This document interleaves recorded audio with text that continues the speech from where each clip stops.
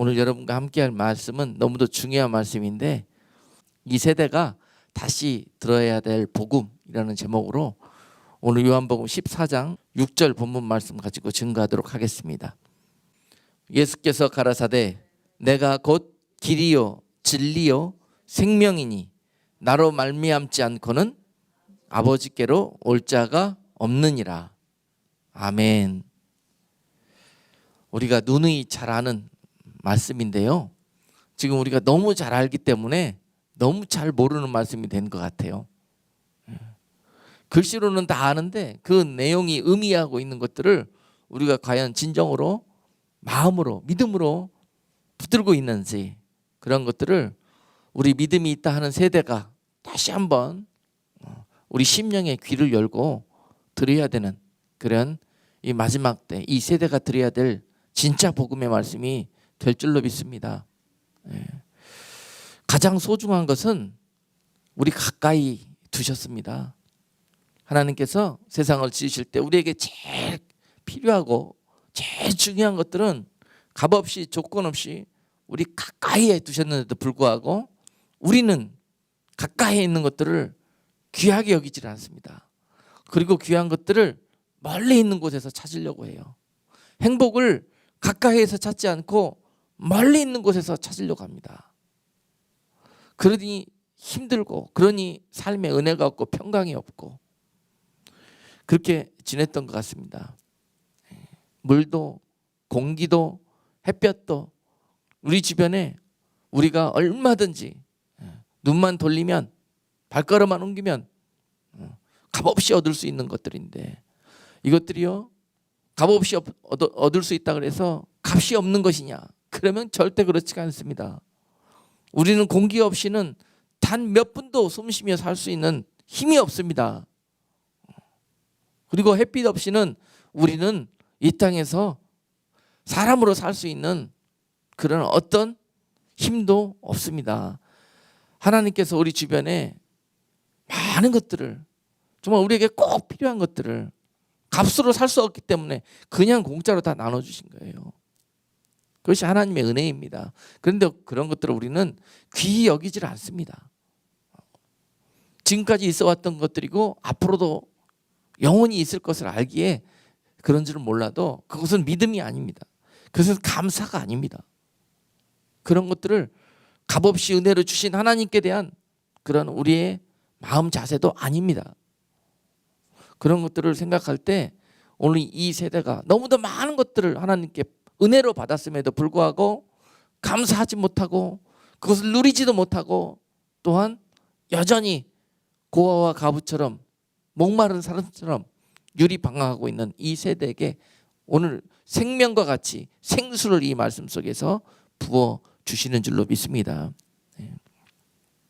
길이고 진리 되신 예수님을 이 땅 가운데 이처럼 값없이 보내주신 것이 바로 그분이 우리에게 주신 조건 없는 사랑이고 은혜입니다. 아멘. 이 세대가 이것을 귀히 여기질 않아요. 너무도 값없이 여기고 감사하지를 못합니다. 이것이 복음입니다. 복음입니다. 죽을 수밖에 없는 인간들이 다시 은혜로 구원받을 수 있는 유일한 길은 오늘 말씀처럼 바로 그분을 통해서 진리 되시고 생명 되시고 길 되시는 우리 주님 통해서만이 그 일들을 이루실 수가 있는데, 불구하고 그 길을 우리에게 다 보여주고 그 길로 인도하는데도 불구하고 우리는 눈이 멀고 귀가 멀어서 그 길로 들어서지를 않으려고 하는 그런 이 세대에게 주시는 말씀입니다. 다른 어떤 길도 없습니다. 주님께로 향해서 난 그 길만이 우리를 살릴 수 있고 우리를 이 땅에서도 배부르게 할 수 있는 유일한 길이라는 것을 이미 오래전부터 이사야 선지자를 통해서 말씀을 주시고 계십니다. 이사야서 55장 1절로 2절 말씀은요, 너희 목마른 자들아 물로 나아오라, 돈 없는 자도 오라, 너희는 와서 사 먹되 돈 없이 값없이 와서 포도주와 젖을 사라. 너희가 어찌하여 양식 아닌 것을 위하여 은을 달아주며 배부르게 못할 것을 위하여 수고하느냐. 나를 청정하라. 그리하면 너희가 좋은 것을 먹을 것이며 너희 마음이 기름진 것으로 즐거움을 얻으리라. 아멘. 복음 아닌 것을 향해서, 진리 아닌 것을 향해서, 마치 불을 향해서 달려드는 나방처럼 달려드는 이 세대를 향해서 하나님께서는 오래전부터 이미 선지자들을 통해서 말씀을 주셨습니다. 약속을 주셨습니다. 내가 너희의 생명의 길을 열어줄 테니까 그 길을 향해서 너희는 한 사람도 빠짐없이 돌아와야 할 것이다 라는 약속입니다. 아멘. 그것을 가리켜서 은혜라고 설명하고 계십니다. 은혜. 그렇게 말 안 듣고 불신앙 속에 죄짓고 하나님과 거리를 더욱더 멀리했던 그 백성들이 가야 할 길은 죽음의 길, 영원한 사망의 길이었는데도 불구하고 그들이 살 수 있는 유일한 길을 두신 것, 바로 그것이 하나님의 은혜였는데요. 그 은혜를 에베소서 2장 5절과 8절 말씀을 이렇게 설명하고 계십니다. 허물로 죽은 우리를 그리스도 예수 안에서 살리셨고 너희가 은혜로 구원을 얻은 것이라. 너희가 그 은혜를 인하여 믿음으로 말미암아 구원을 얻었나니 이것이 너희에게서 난 것이 아니요 하나님의 선물이라. 이렇게 설명하고 계십니다. 여러분, 그 은혜가 우리가 죄로 허물 때문에 죽을 수밖에 없는 그런 영적 사형수였는데 우리를 살리시기 위해서 길을 내신 것, 바로 그것이 하나님의 은혜였어요. 너희가 그래서 은혜로 구원을 얻게 되었다 그랬습니다. 그 길을 열어주신 분이 바로 하나님이신데 그 길은 예수 그리스도시요 오늘 진리요 생명 되신 그분이라고 말씀하고 계시는 거예요. 참 비밀입니다. 예수 그리스도는 하나님의 비밀이라고 그러셨습니다. 그 비밀을 숨겨두지 아니하고 만 세상에 드러내셨는데요. 복음을 통해서 말입니다. 그 비밀을 다 알려주셨는데요. 그 비밀의 통로를 본 자들마다 이 일 위에 어떤 자세를 택하나 하는 것이 오늘 말씀의 주제입니다. 조건 없이 값받지 아니하고 다 그 길을 열어주시고 그 비밀을 다 보여주셨는데요. 그 비밀을 알게 된 그들이 보인 행동이 과연 어떠했느냐, 이것입니다. 여러분, 이 은혜를 어떻게 받아들이냐에 따라서 그들의 보인 행동은 완전히 달랐습니다. 감사하며 은혜로 받아들인 자와 이까이 선물 이거 아무것도 아닌데 세상 살아가는데 아무 필요도 없는데 뭐 그러면서 하찮게 여기고 업신여기고 오히려 배척하고 조롱하고 했던 자들이 보였던 반응과 나중에 맞이할 결과는 정말 엄청난 차이를 보이게 될 거라는 것. 또한 이 세대가 지금 이 마지막 때 다시 들어야 될 복음입니다. 그 복음은 이미 다 이루어진 것이 아니에요.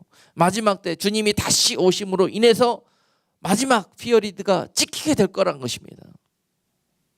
그래서 그 복음의 은혜의 줄기가 흘러가면서요, 마지막 그 피어리드는 심판으로 끝나게 된다는 사실입니다. 그것을 다시 한번 이 세대가 명심하고 마음 깊숙이 깨닫고 이제라도 그 복음에 합당한 열매를 맺는 복된 성도들 다 되어야 할 것입니다. 이 메시지는 이미 복음을 영접한 자들이 들어야 될 메시지예요.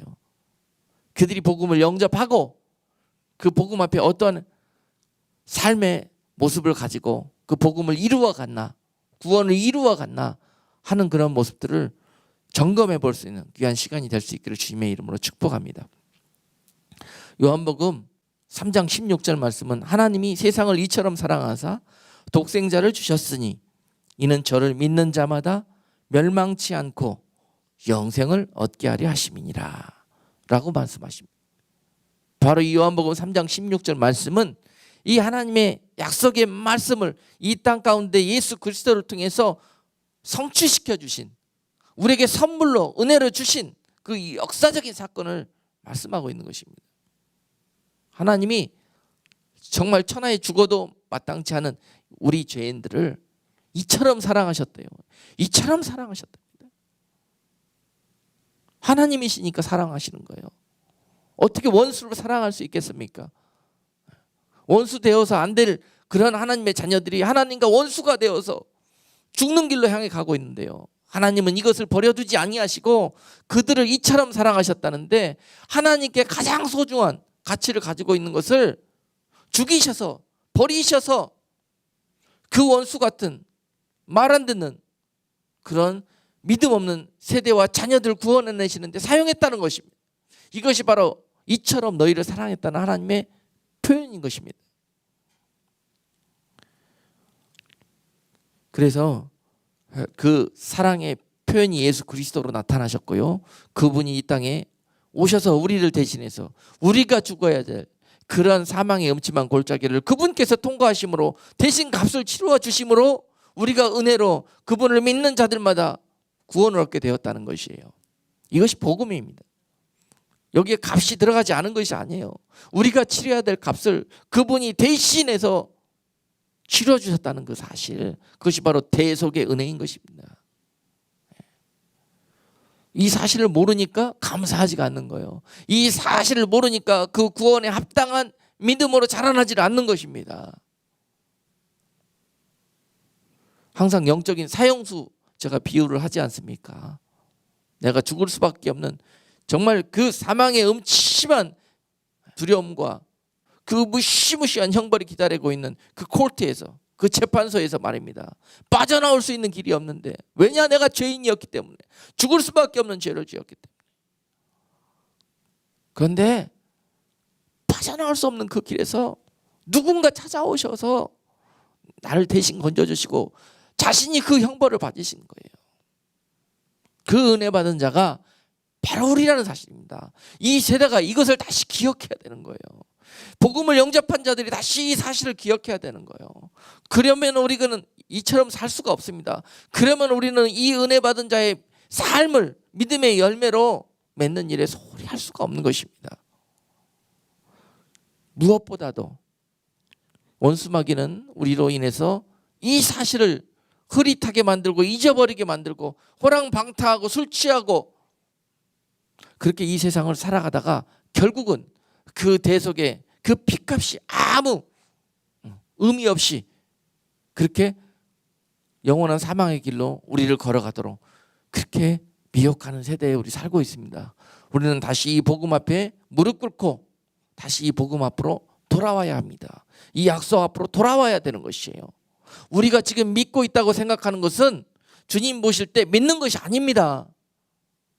그날에 주님이 바라시는 그런 믿음으로 자라나고 성숙한 믿음의 열매로 주님 앞에 나와야 되는 것이 성도들의 마땅한 본분입니다. 이것을 잃어버리고 방탕하고 술 취한 이 세대들에게 오늘 주시는 말씀입니다. 그 복음으로 돌아와라. 그 약속으로 돌아와라 라는 것입니다. 그리고 너희 믿음이 과연 믿음의 저울에 달았을 때 얼마나 나갈 수 있는지 우리가 지금 가지고 있는 믿음을 한번 점검해 볼 수 있는 그런 귀한 시간이 되어야 할 것입니다. 하나님의 뜻은 우리 모두를 멸망시키는 것이 아니라 하나님은 멸망해 가는 우리들을 구원해 내시는 것이 하나님의 뜻입니다. 이 하나님의 뜻이 이 땅 가운데에서 이루어지는 것, 바로 그것이 오늘 말씀을 통해서 우리에게 역사할 것입니다. 아멘. 하나님이 우리를 너무너무 잘 아시기 때문에 그 복음 앞에, 그 구원의 빛 앞에 한 사람도 멸망치 않고 다 그 복음 앞에 영접하기 위해서 말입니다. 어떻게 행하셨냐면요, 주님이 오시기 직전에 그 이스라엘 백성들을 그토록 힘들고 어렵고 환난 속에서 불구덩이 속에 집어넣으셨어요. 어둠 속에 집어넣으셨어요. 그래서 주님의 빛이 그들을 구원하시기 위해서 오실 때 한 사람도 빠짐없이 그 빛을 볼 수 있도록 세상을 어둡게 만들어 놓으신 거예요. 세상을 소망 없는 그런 땅으로 만들어 놓으신 것입니다. 종살이와 압제 속에서 그들은 허덕이면서 구원주만 찾고 있었습니다. 주의 이름만 부르고 있었습니다. 그것이 바로 하나님의 사랑이셨다는 거예요. 많은 사람들이 이 시대에, 이 세대가 원망하고 불평하고 어둡다, 힘들다, 낙심하고 절망하고 그런 어려움 속에서 신음하고 있습니다. 여러분, 바로 이러한 세상의 어둠을 볼 때 우리는 이 어둠 뒤에 오실 광명한 새벽빛 별처럼 이 땅 가운데 오실 예수 그리스도, 다시 오실 우리 주님이 오실 때가 임박했다는 것을 알 수 있어야 합니다. 세상이 어두워지면 어두워질수록 여러분 세상 탓만 하지 마시고 환경 탓만 하지 마시고 그 세상과 환경을 연출해 가시는 하나님의 뜻을 볼 수 있는 믿음의 눈이, 영적인 감각이 있어야 될 것입니다. 그분이 다시 오셔서 우리를 결산하실 날이 얼마 남지 않았다. 그렇기 때문에 그 결산 앞에 한 사람도 빠짐없이 멸망을 당하지 아니하도록 하나님께서 은혜를 베푸시기 위해서 주님 다시 오시기 전에는 세상을 캄캄한 어둠 속에 두게 하실 것이라는 거예요. 그것이 하나님의 뜻입니다. 하나님의 사랑입니다. 많은 사람들이 이 시대에 세상을 향해서 너무도 악하다, 너무도 어두워졌다 하고 말합니다. 그것은 당연한 것입니다. 여러분, 그 악하져가고 소망 없는 그런 악인들이 날뛰는 세상에서 그 악인들을 다 섬멸하고 이 땅에 세상 정의를 실현하는 것이 하나님의 뜻이 아니에요. 그런 악한 때를 사는 세대가 세상에 돌렸던 그 눈을 돌려서 회개해서 하나님께로 돌리기 위해서 세상을 그렇게 만드시는 것입니다. 그러니까 우리가 힘을 합해 갖고 세상을 고치자, 악인들을 척결하고 이 세상을 바로잡자 하는 것은 언뜻 보면 옳은 생각 같지만은요, 하나님의 뜻이 아닙니다. 그 세상 중에 옳은 하나님의 우리를 향한 뜻은 무엇이냐? 다시 복음으로 돌아와라는 거예요. 세상으로부터 영원한 생명 가운데 돌아와라는 것입니다. 그곳에 마음을 빼앗기고 두었던 것들을 다시 하나님께로 돌이키라는 것입니다. 그것이 이 세상을 이와 같이 인도하고 가시는 하나님의 뜻입니다. 그래서 이 어둠 속에서 너나 할 것 없이 한 사람도 빠짐없이 다시 오실 주님 앞에, 그 빛 앞에 영광으로 그 주님을 맞이할 수 있도록 준비하라는 것입니다. 할렐루야. 그것이 이 세대에게 다시 주시는 복음의 말씀입니다. 많은 것들이 우리를 미혹해 할 것이에요. 다른 데 초점을 맞추게 하고 다른 거에 집중하게 만들고 복음과 구원에 상관없는 것들에 우리의 영육 간의 온갖 에너지를 그렇게 낭비하게 할 것입니다. 그것이 미혹이에요. 영적 미혹. 내가 과연 지금 세상에 벌어지던 일들에 집중하고 있느냐, 예수 그리스도 그분 안에 집중하고 있느냐, 이것이 너무너무 중요합니다. 여러분, 그렇게 목마르고 그렇게 어둠 속에, 절망 속에, 한 속에 있던 나에게 주님께서 어떤 빛처럼 새 소망과 약속의 비전을 보여주십니다. 여러분, 마태복음 13장에 보면은 밭에 감추인 보화를 발견한 사람의 비유가 있습니다. 여러분, 그런 참담한 어려움과 환경 속에 있던 한 사람이 절망과 시리 속에 세상에 유리방황하며 고아와 가부처럼 지내던 어떤 한 사람에게 이 빛이 다가왔습니다. 이 기쁨과 이 소망이 다가왔습니다. 그런 세상에서 이제 하루도 영위할 수 있는 세상적인 힘이 없습니다. 그래서 남의 밭에 가서 그 밭이라도 갈아먹고 일용할 양식을 얻을까 하고 그 밭에 갔는데요. 그래서 그 땅을 파며 일을 하는데요. 그 밭 속에서 보화 단지가 나오네요. 보물이 나왔습니다. 자신이 평생 상상치도 못하는 그러한 귀하고 값진 것이 자기 눈에 들어왔습니다. 그런데 불행하게도 이 보화가 자기 것이 아닙니다. 지금 현재 자기의 소유물이 아닙니다. 이 발견된 것은 이 밭의 주인의 것입니다. 그러면 이것이 어떻게 하면은 내 것이 될 수 있는가? 이 사람은 바로 그 길로 돌아가서 자기가 가지고 있는 모든 소유를 다 팔아서 그 밭을 샀다고 그랬습니다. 마태복음 13장 44절에 보니까요, 천국은 마치 밭에 감추인 보화와 같으니 사람이 이를 발견한 후 숨겨두고 기뻐하여 돌아가서 자기의 소유를 다 팔아 그 밭을 샀느니라. 아멘. 이것이 마땅히 보화를 발견한 사람이 취할 행동이었습니다. 이것이 이 사람과 같은 행동이 마땅히 복음을 영접한 죄인들이 취해야 될 행동이어야 합니다. 오늘 이것이 말씀의 키입니다. 복음을 영접한 죄인들의 자세가 어때야 되는 것인가? 다시 살게 되었다는 그 기쁨이 그 삶 속에 있어야 합니다. 그 확신과 그 소망이, 그 은혜가 마르지 않아야 합니다. 죽을 수밖에 없고 멸망할 수밖에 없는, 이대로 살면 정말 끝일 수밖에 없는 그런 내 인생 속에서 주님이 나를 건지시기 위해서 이 땅 가운데 보배로운 그분께서 마치 천한 몸 되어서 와서 나를 살리시기 위해서 대신 죽어주신 그 사실, 그것을 영접했을 때 우리의 마음은 어떻게 해야 된다는가?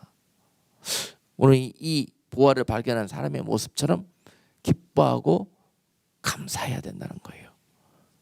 아멘. 그리고 나서 그 마음으로 돌아가서 어떻게 해야 된다고요? 두 번째로는 자기의 모든 것을 다 팔아서 복음을 산다는 거예요. 복음을 영접하기 위해서는. 아멘. 자기의 모든 걸 다 파는 거예요. 자기가 그동안 보배롭게 생각하고 값있게 생각하고 자기 인생의 의미였고 가는 모든 것들을 다 뒤로 하고, 우선순위의 문제입니다. 우선순위. 다 복음의 뒤로 하고 복음을 제일 우선순위에 둘 수 있어야 된다는 거예요. 하나님의 나라와 영원한 세상을, 그 약속을 가장 그 삶의 우선순위로 올려놓는 것, 바로 그것이 복음을 영접한 자가 마땅히 취해야 될 자세인 것입니다. 이것이 없기 때문에 우리가 복음을 영접하고 이렇게 사는 거예요. 이것이 없기 때문에. 이런 자들마다 그날에 못된 물고기라고 다시 오실 주님 앞에 서게 될 것입니다. 그래서 내어 버림을 당하게 될 거라는 거예요. 이것이 복음입니다, 여러분. 복음. 이 복음을 지금 듣는 것이 옳습니다. 장차 오실 주님 앞에 서서 너는 못된 물고기라고 그때 듣게 되면은, 그때는 길이 없는 거예요. 그때는 다시 살 수 있는 길이 없는 것입니다. 그래서 그들이 억울하고 원통해서 슬피 울며 이를 갈겠다고 말씀은 기록하고 있는 것입니다. 지금 이 복음을 듣는 자들마다 여기에 좋은 물고기로 변화되어져서 예비되어져서 이 다시 오시는 주님의 영광 앞에 참여할 수 있는 그런 성도 여러분이 된다면은 이 말씀은 여러분들에게 너무도 중요하고 값진 복음의 메시지가 될 것입니다. 이 세대가 다시 한번 이 복음 앞에 돌아가야 됩니다. 아멘. 다 알기는 알지만 믿지를 않습니다, 이 세대가. 그리고 붙들지를 않습니다. 아는 것이 믿는 것처럼 생각합니다. 아는 것으로는 절대 천국 못 갑니다. 아는 것으로 천국 가면 신학 박사들이 제일 천국에 앞줄에 앉게요. 바리새인들이 제일 천국에 앞줄에 앉게요. 그렇지 않습니다. 믿는 것으로 갑니다. 아는 것만큼 믿어져야 됩니다. 그것이 달란트의 비유예요. 다섯을 받았느냐, 다섯을 알았느냐, 그러면 네가 다섯만큼 믿어야 될 것이라는 거예요. 둘만 알았느냐, 남들보다 모른다고 실망하지 마세요. 여러분, 둘만 믿으면 그게 나타나면 되는 것입니다. 하나 받았다고 불평하면서 시험 들어가지고 아무것도 안 하고 아무것도 남기지 못한, 하나 받고 아무것도 남기지 못한 한 달란트 받은 사람은 결국 악하고 게으른 종이라고 그날에 내어 쫓겨 슬피 울며 이를 갈게 되었다고 그랬잖아요. 하나님을 잘못 알았기 때문에 그렇습니다. 천국을 잘못 알고 복음을 잘못 이해했기 때문에 그렇습니다. 그런 것입니다. 받은 대로 하면 되는 것입니다. 아는 대로 하면 되는 것입니다. 알기만 알고 아무것도 안 하면 그것이 화인 것이에요. 받기만 하고 아무것도 안 하면 그것이 화인 것입니다. 이러다 망한 거예요, 이 세대가. 이러다 망한 거예요. 받은 것만 타고 아는 것만 타고 자랑하다 망한 것이에요. 그것 가지고 아무것도 하지 않고. 오늘 이 세대에게, 특별히 믿는 자들에게 주시는 다시 들어야 될 복음입니다. 이 복음을 듣고 마땅히 그날에 이 복음 앞에 초청을 받아야 될 자들이 있었습니다. 마태복음 22장에 보시면 혼인잔치의 비유가 나오잖아요. 그 혼인잔치에서 먼저 마땅히 그 혼인잔치에 초청을 받아야 될 자들이 있었습니다. 본문에서는 유대인을 상징하고 있는데요. 그들에게 복음이 그 소식이 전해졌습니다. 주님이 오셨다고. 그랬는데 그들은 이 복음을 듣고 나서 어떠한 자세를 취했는지 참 신기합니다. 어떻게 그토록 기다리고 그토록 잘 알고 있는 그분이 오셨는데 불구하고 이렇게 반응할 수가 있는 것인지. 여러분, 이 일이 저들의 일이 아니라 우리의 일이 될 수가 있다니까요. 우리의 일이 될 수 있어요. 장차 오실 주님 앞에서 우리도 이들처럼 행동하게 될 수 있단 말입니다. 이런 믿음 가지고는요, 이런 복음을 영접한 자세 가지고는요, 이런 반응을 보이게 된다는 거예요. 마태복음 22장 3절로 6절 말씀 보면은요, 그 종들을 보내어 그 청한 사람들을 혼인잔치에 오라 하였더니 오기를 싫어하거늘 다시 다른 종들을 보내며 가로되 청한 사람들에게 이르기를 내가 오찬을 준비하되 나의 소와 살찐 짐승을 잡고 모든 것을 갖추었으니 혼인잔치에 오소서 하라 하였더니 저희가 돌아보지도 않고 하나는 자기 밭으로 하나는 자기 상업차로 가고 그 남은 자들은 종들을 잡아 능욕하고 죽이니. 자, 그들이 이랬다는 거예요. 이 좋은 소식을 듣고도, 초청을 받고도 반응은 당연히 감사합니다, 할렐루야, 하나님 영광 받으옵소서, 그리고 마땅히 이 행동에 합당한 모습을 취했어야 당연한 것인데, 불구하고 그들은 이 소식을 듣더니 어떻게 했다고요? 좋아하지 않았다는 거예요. 싫어했다는 거예요. 어떻게 이런 일이 벌어져요? 이 귀한 잔치에, 그토록 기다리던 잔치에 나를 불러주신 그 사실을 그들은 기뻐하지 않아요. 싫어했다는 거예요. 그리고 또 다른 행동은 자기 밭으로, 그리고 또 다른 행동은 자기 상업차로 돌아서서 그 길로 갔다는 거예요. 자기들의 길로. 당연히 가야 될 길로 그들의 행동이 반응을 보였어야 되는데 다른 길로 갔다는 거죠. 왜 그 길로 갔습니까? 하찮은 그 초청장, 복음의 초청장보다 나는 당장 내 밭에서 내 손으로 땀 흘리면서 그냥 내가 벌어 먹으면 된다는 거예요. 하나님 약속, 은혜 필요 없다는 거예요. 내가 당장 읽어 먹을 밭이 있으니까, 나 세상에 부족한 건 없으니까, 그 세상에서 나오는 걸로 먹고 살기에 부족한 건 없으니까 나는 이걸로 좋다는 거예요. 그렇잖아요. 여러분, 좋은 직장 있어가지고 그냥 딱딱 매월 되면은 돈 나와요. 살기에 부족함이 없어요. 딱 보장되어져 있어요, 앞이. 이런 사람들 복음을 들으면은요, 이렇게 반응하기가 쉽습니다. 과연 이 세상에 그렇게 보장된 삶이 은혜이고 축복인지요? 다시 생각해 봐야 됩니다.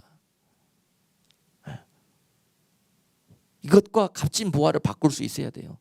값진 보화를 발견하고 그 복음을 발견하고 이것과 바꿀 수 있어야 돼요. 그래야 마음을 바꿀 수가 있습니다. 이 세대가 다시 들어야 될 복음이에요. 한 손으로 두 가지를 쥘 수가 없습니다. 한 마음으로 두 주인을 섬길 수가 없어요. 주인이 바뀌어져야 돼요. 그 복음을 듣고 복음이 우리 삶의 주인이 돼야 된다는 거예요. 나머지는 다 부수물이에요. 부수물. 복음을 영접하고 누가 이 우선순위가 바뀌었느냐를 주님이 와서 셈하실 것입니다. 계산하실 거란 말입니다. 이 세대가 이걸 몰라요. 이거를 그냥 나 다 주님 알고, 나 천국 알고, 어떻게 하면 되는 줄 알고, 나는 그렇게 살고 있다고 생각하면서 그렇게 지내고 있다가 당장에 주님 앞에 이런 책망을 받게 될 것이라는 사실이에요. 그래서 그들이 자기 밭으로 가고 상업차로 떠났다는 거예요. 그리고 또한 자꾸 그래도 형제님, 자매님, 그러면 죽습니다. 그러면 주님 오시는 날, 그날에 책망받습니다. 심판받습니다. 지옥 갑니다. 이런 말 자꾸 하니까 나중에 어떻게 하더라? 자기 힘들게 하니까 자기한테 좋은 소리 안 해주니까 잡아 죽이더라는 거예요. 온갖 해코지하고 나중에 죽이까지 하더라는 거예요. 이게 복음을 듣는 자들의 보인 반응이었습니다. 그들은 그런데 마땅히 복음을 영접해야 되는 대상들이었어요. 그들은 교회 다니는 자들이었어요. 그들은 교회에서 집사요, 장로요, 권사였어요. 그들은 목사였어요. 그럼에도 불구하고 그들은 복음을 믿지 않았다는 거예요. 알기는 알았고 듣기는 많이 들었어요. 그런데 믿지를 않았다는 거예요. 믿었다면은 믿음이 합당한 행동이 따르는 겁니다. 마치 밭에 받친 보화를 발견한 사람처럼 말입니다. 변화된 모든 내 삶의 구조가 바뀌어야 되는 거예요. 이것이 복음을 영접한 자들이 마땅히 취해야 될 자세요. 그렇지 못한 자들은 오늘 마태복음 22장 읽은 3절로 6절의 말씀에 보인 그런 무리들과 같은 행동을 보이게 될 거라는 사실입니다. 그리고 또 어떤 자들은 이런 반응을 보였어요. 복음을 영접한 후에 마태복음 22장 10절로 11절 말씀에 보니까 하나님은 누구도 빠짐없이 소외된 자라 할지라도 찾아가셔서 이 복음을 증거케 하십니다. 그리고 이것을 듣고 그들이 어떻게 반응하는가가 결국은 그 심판날에 그들이 받게 될 이 결과예요. 10절 말씀 보니까 종들이 길에 나가 악한 자나 선한 자나 만나는 대로 모두 데려오니 혼인잔치에 손이 가득한지라 임금이 손을 보러 들어올세 거기서 예복을 입지 않은 한 사람을 보고 친구여 어찌하여 예복을 입고 오지 않았느냐 물어볼 때 그가 대답하기를 유구무원이라고 그랬습니다. 유구무원. 입은 있어도 할 말이 없다는 거예요. 임금께서 이 약한 자를 당장 끌어내어 밖에 내어 버리라고 그랬습니다.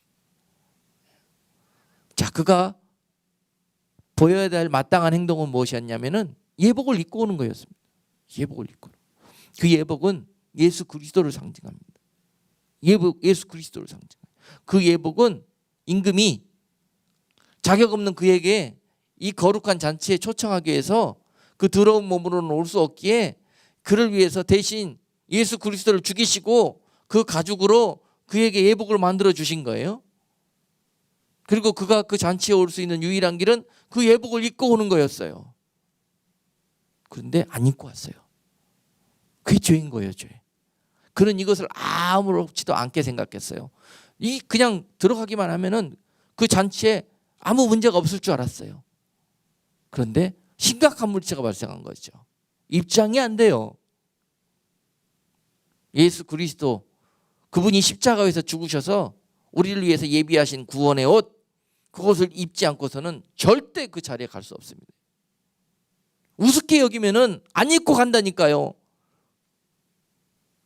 오히려 하나님 잘 보이기를 하려고 사람적으로 인간적인 생각을 가지고 알록달록한 옷, 더 이쁜 옷, 빛나고 하얀 세마포 옷 입고 가지 않냐고 색깔온 색동저고리 옷 입고 가려고 생각해요. 그것이 사람의 마음으로 사람의 생각으로 가다가 망하는 거예요. 망하는 거예요. 우리는 복음으로 돌아가야 돼요. 세마포 예복을 입고 오라 그랬으면은 그 예복 입고 가면 됩니다. 그분이 바로 예수 그리스도예요. 그분은 화려하지도 않고 그분은 눈에 보기에 아름답고 우리 보기에 좋은 것이 많이 없어 보이기 때문에 우리가 예수 그리스도 위에 또 다른 좋은 것들로 아무리 준비하고 간들 그 자리에 들어갈 수 없다는 것입니다. 그 예복을 입고 가야 되는 거예요. 많은 사람들이 지금 이런 방탕한 생각을 하고 있습니다. 이렇게 살아도 하나님이 은혜로 우리를 구원해 주신다고 했으니까 예복 안 입고 가도 우리를 구원해 주시겠지. 이런 마음 가지고 이자가 온 거예요. 혼인잔치에.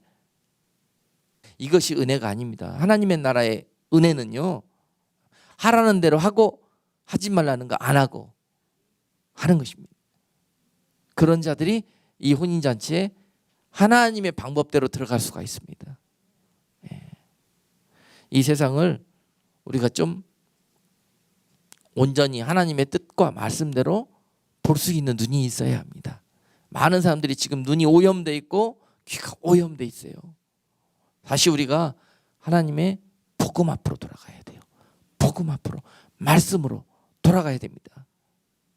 우리가 알고 있는 지식, 들어 알게 된 지식들 다 정리하고 말씀의 복음 앞으로 돌아가야 돼요. 너무 많은 것들이 우리 속에 들어가 있습니다. 지금 다시 구원의 필터와 복음의 필터에 다 걸러내셔가지고 우리에게 유익하고 꼭 필요한 것들만 여러분 간직하고 나아가실 때 이 좁은 길, 좁은 문 속으로 들어갈 수 있는 넉넉한 은혜가 있을 것입니다. 청함받아온 사람은 많다고 그랬는데 택함을 입는 사람들은 적다고 기록하고 계세요. 22장 마태복음 22장 14절 말씀은 청함을 받은 자는 많되 택함을 입은 자는 적으니라, 이렇게 말씀하고 있는 겁니다. 하나님께서 만 백성들을 구원해내시기 위해서 독생자를 우리에게 보내주시고 십자가의 값을 치러서 그들을 다 구원하기를 원하셨지만은 그 복음을 들은 자들마다 어떤 믿음과 행동을 취하는 거에 따라 가지고 이 복음에 합당한 자들이 있는데 그 택함을 입은 자들은 적다 그런 거예요. 정신 똑바로 차려야 됩니다. 네? 정신 똑바로 차려갖고 복음의 줄 끝까지 붙들고 갈 수 있어야 되는 거예요. 세상은 그 복음의 줄을 예수 그리스도의 이름과 그 피와 그 능력과 그 약속을 흐릿하게 하면서 그 모든 것들을 다 세상으로 돌리려고 그럴 거예요. 세상의 구원자 같은 그런 사람들을 따르게 할 것이고 세상이 주는 세상적인 복음을 따르게 할 것이고 세상적인 구원, 인간적인 그 구원의 길을 따르게 할 거란 것입니다. 그것이 바로 지금 벌어지고 있는 많은 예수 그리스도 말고도 다른 구원의 길이 많이 있다라는 것이에요. 많은 종교와 많은 사람들이 이 민주주의가 그것이 옳다고 그것이 복음이라고 하는 시대를 우리는 살고 있습니다. 예수 그리스도 말고 불교도 뭐 이슬람도 자기가 믿는 모든 그 구원의 메시아를 통해서 Great God, 큰 하나님 안으로 전부 구원할 수 있다는 거. 우리는 다 구원의 통로가 다를 뿐이지 하나님 안에서 다 만날 거라는 거예요. 이것이 종교 혼합주의고 종교 단일화입니다. 그러니까 우리가 다 하나로 되자. 지금 이런 일들이 우리 주변에서 눈뜨고 벌어지고 있잖아요. 그러면서 예수만 그리스도시요 구원의 주시라고 믿고 있는, 그리고 전도하고 있는 저 기독교인들, 저것들을 다 뭐예요? 저것들 이기적이고 아주 배타적이고 저것들은 하나님의 사람들이 아니라고 그렇게 그들이 핍박하는 그런 시대를 우리는 살고 있는 것입니다. 그러나 우리는 진리를 따를 수밖에 없어요. 진리의 말씀이 예수 그리스도만이 구원의 길이라고 하셨는데 세상 그 어디에도 그 다른 길이 없다고 하셨는데 어떻게 우리가 그것을 타협할 수가 있겠냐 말입니다. 그런데 지금 교회들마저도 나서가지고 그 종교 통합운동에 지금 다 따르고 대세를 이루고 있는 그런 시대를 살고 있습니다. 우리가 이것과 피터지게 싸워야 되지 다른 어떤 것들과 피터지게 싸울 이유가 없어요. 끝까지 이 길을 건너라면 그들에게 심한 핍박과 심한 책망과 조랑과 손가락질을 당하게 될 것입니다. 마치 그들이 보였던 행동, 그처럼 말하는 종들을 잡아 죽였던 것처럼 잡아 죽임을 당하는 자들도 있을 것입니다. 그것이 마지막 때를 살아가는 세대들의 믿음의 모습입니다. 다시 들어야 합니다. 그것 앞에 다른 것 다 타협해도 그것을 타협하면 안 돼요. 백신 맞아야 되느냐 말아야 되느냐 이것이 중요한 문제가 아니에요. 예수 그리스도의 이름과 그 약속을 끝까지 붙들 수 있어야 돼요. 엉뚱한 곳에 정력 낭비하고 집중하지 마시고 그 미혹 속에서 중심을 잡을 수가 있어야 돼요. 복음으로 말입니다. 그날에 주님이 오셔서 끝까지 그 복음의 약속을 붙들고 죽으면 죽겠다고 순종하며 따라온 백성들을 주께서 좋은 물고기라고 말씀하시면서 그릇 안에 다 모아 담으실 것입니다. 마태복음 13장 47절 50절 말씀에 그물의 비유를 통해서 말씀해 주셨습니다. 또 천국은 마치 바다에 치고 각종 물고기를 모는 그물과 같으니 그물에 가득함에 물가로 끌어내고 앉아서 좋은 것은 그릇에 담고 못된 것은 내어 버리느니라. 세상 끝에도 이러하리라.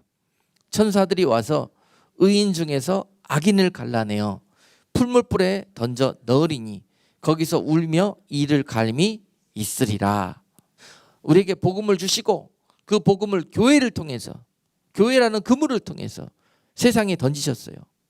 그래서 그 복음을 듣는 자들마다 교회라는 그물 안에 모으시고 그 교회로 오셔가지고 장차 주님이 그 교회에 오셔서 교회를 가장 먼저 청량하실 거예요. 주의 집을 먼저 청량하실 거란 말입니다.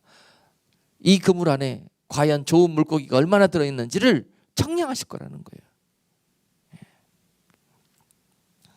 여러분, 그 그물 안에 다 들어있다고 좋은 물고기가 아니에요.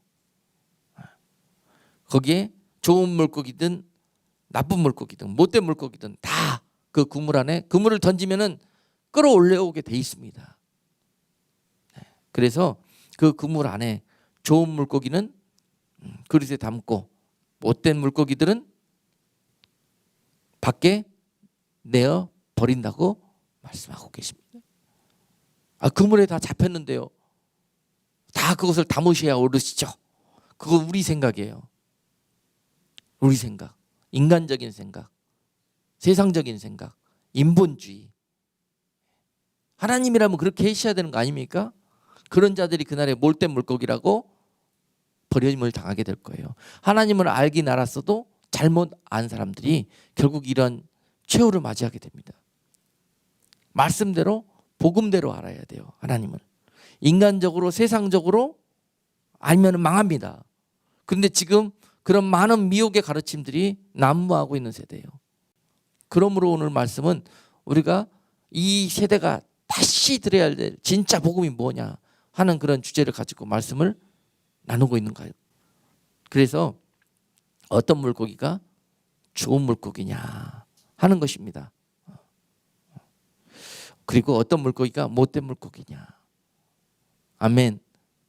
못된 물고기가 지금까지 쭉 말씀한 대로 그런 종류의 그런 삶을 무지해서 또는 교만해서 그렇게 살다가 결국 이 꼴을 당하게 되는 거예요. 바로 이렇게 복음을 듣고도 복음 앞에 초청을 받고서도 이렇게 조롱하고 무시하고 자기 멋대로 하고 듣기만 하고 알기만 하고 전혀 다른 그런 세상적인 삶을 살았던 그런 자들이 그날에 못된 물고기라고 주님 앞에 픽 당해가지고 전부 내어버리게 될 것입니다. 버림을 당하게 될 것이에요. 또한 이 복음을 듣고 오히려 대적하고 여전히 세상을 하나님의 나라보다 더 사랑하면서 그곳에 영원한 둥지를 튼 자들, 그런 자들이 그날에 못된 물고기라고 그렇게 주님 앞에 버림을 당하게 될 것입니다. 마땅한 복음 앞에 변화된 모습으로 예비된 삶을 살아야 되는데도 불구하고 여전히 기저귀 찬 모습으로 어린아이처럼 젖먹이처럼 그렇게 신앙에 머물러 있으면 그날에 화가 있다고 말씀하고 있습니다. 마태복음 24장 19절 말씀에 그날에는 아이벤 자들과 젖먹이는 자들에게 화가 있으리라고 말씀하고 계십니다. 교회라는 그물 안에 다 성도들이 이제 사람들이 많이 그 그물 안으로, 복음의 그물 안으로 들어오게 되었어요. 많은 사람들이 교회 안에 머물고 있습니다. 그런데 그 안에서 다 주님께서 보았더니 이거는 젖먹이고 이거는 어린아이고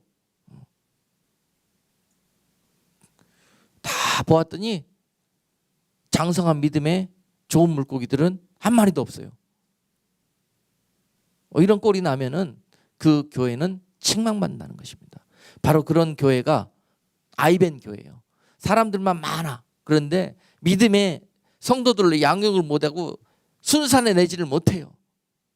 그리고 다들 그냥 젖먹이고 설탕물 먹이고 기복주의, 세속주의 하면서요, 새 모든 마음과 중심을, 믿음을 세상과 썩어질 것들을 향해서 인도하고 갔던 그런 교회들, 이것들이 바로 그날에 오면은 주님께서 못된 물고기라고 다 내어버릴 교회요 성도들이라는 거예요.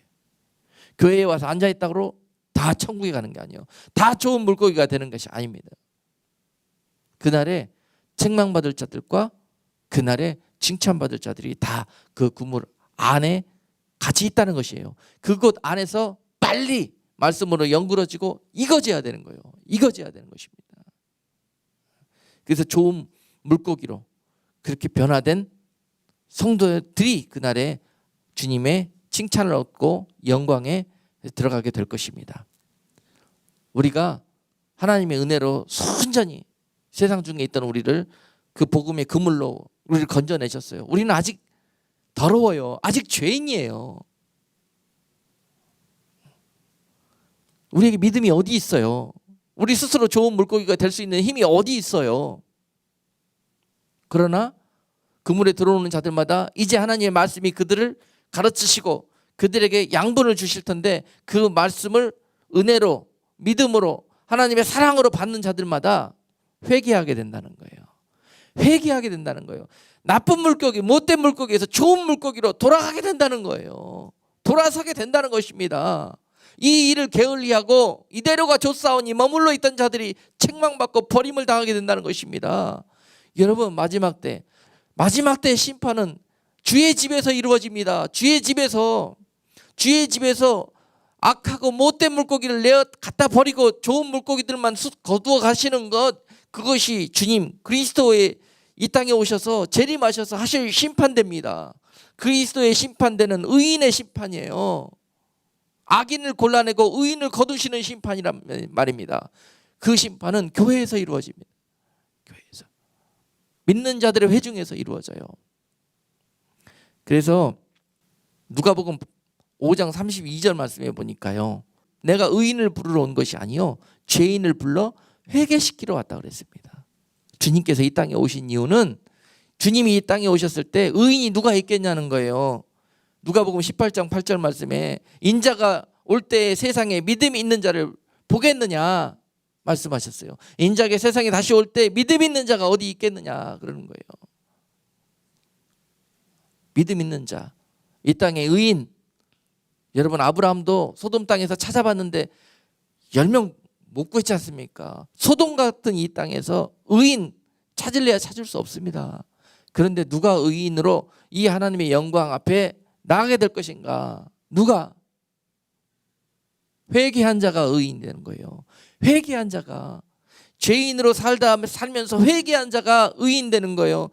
죄인이면서 예수 그리스도의 피로 값없이 죄사함을 얻고 우리는 의롭게 되어지는 것입니다. 그러므로 우리는 의롭다함을 얻게 되는 것이에요. 그래서 의롭게 되는 것입니다.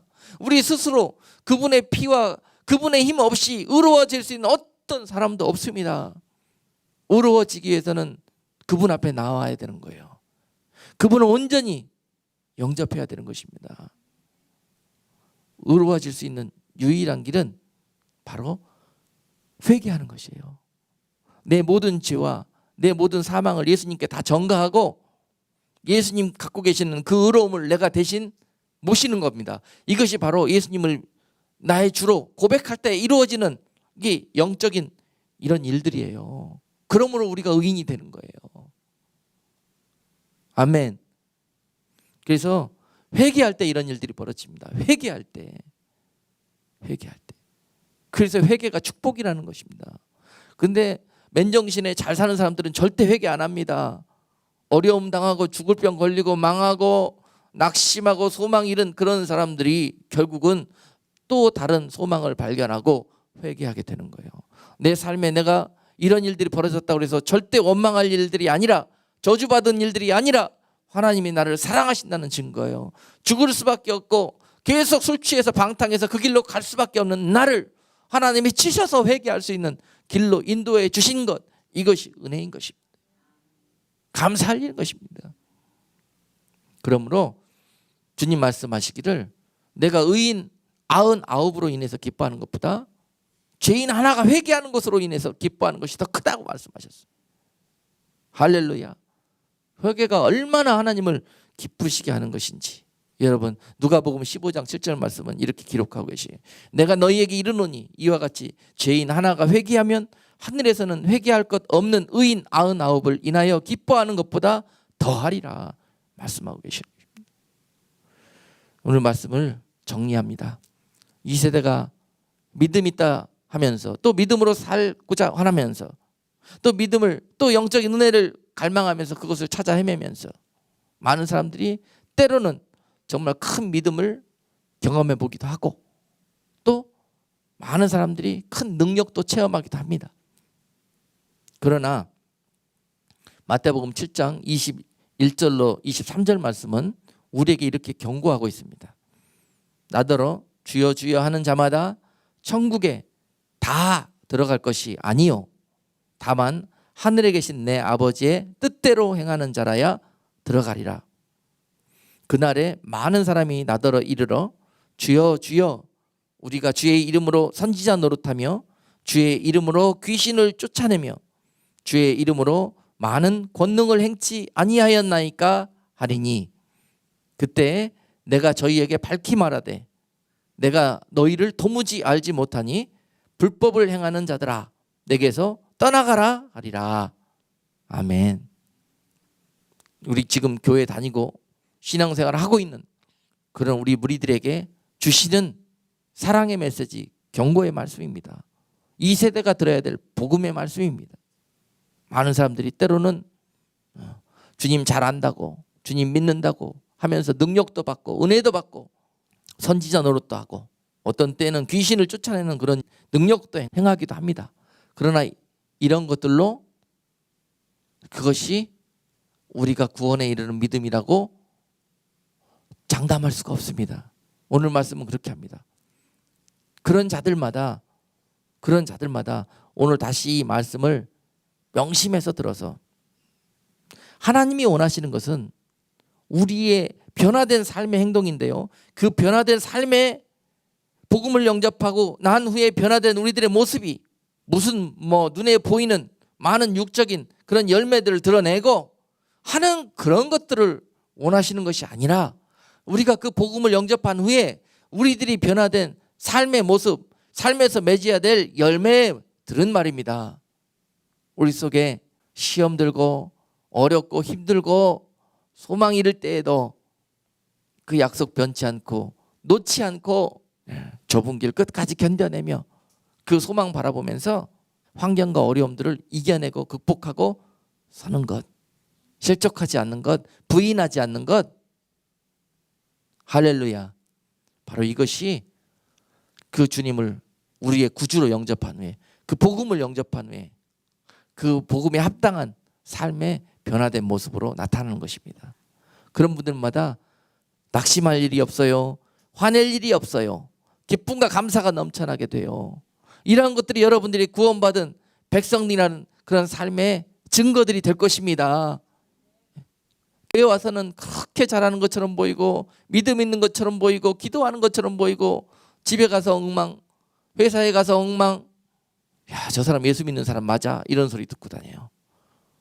그런데 그는 자기가 구원받은 백성이라 그래요. 지금 우리 세대가 그래요. 정신 차리고 복음의 그 순수한 그 진리 앞에 돌아가야 됩니다. 돌아가야 돼요. 내가 과연 어떤 변화된 삶을 준비하고 살아야 될 것인지. 로마서 13장 11절 말씀은 또한 너희가 이 시기를 알거니와 자다가 깰 때가 벌써 되었으니 이는 이제 우리의 구원이 처음 믿을 때보다 가까웠음이니라. 주님이 가까이 오시면 오실수록 우리는 이러한 영적 경각심을 가지고 항상 깨어서 이러한 일들에 힘써야 할 것이며 또한 빌립보서 2장 12절 말씀은 우리에게 이렇게 권면하기를 그러므로 나의 사랑하는 자들아 너희가 나 있을 때뿐 아니라 더욱 지금 나 없을 때에도 항상 복종하여 두렵고 떨림으로 너희 구원을 이루라 라고 권면하고 계십니다. 오늘 말씀을 통해서 정말 미혹과 혼탁한 영적 기류 속에 살아가는 이 세대가 정말 순수한 진리의 그런 외길 복음으로 다시 돌아가서 그 복음 앞에서 주님 오시는 날까지 끝까지 피 터지도록 지혜와 싸우며 모두 승리하시는 여러분 되시기를 주님의 이름으로 축복합니다. 기도하겠습니다. 하나님 아버지 감사드립니다. 오늘 많은 사람들이 걸어가는 그 넓은 길 속에서 이렇게 하면 되겠지, 이렇게 하면은 구원받겠지. 이래도 하나님의 은혜로 나를 건져주실 거야 라고 생각하며 술 취하고 방탕한 삶을 살았던 우리들에게 오늘 이 귀한 생명의 말씀을 주신 것 감사드립니다. 이 말씀을 듣는 모든 자들마다 다시 한번 우리들의 믿음의 모습을 말씀의 거울에 비춰보게 하시고 주님의 복음에 합당한 예복으로 갈아입는 우리 모두가 될 수 있도록 은혜 베풀어 주시옵소서. 예수 그리스도 이름으로 기도드리옵나이다. 아멘.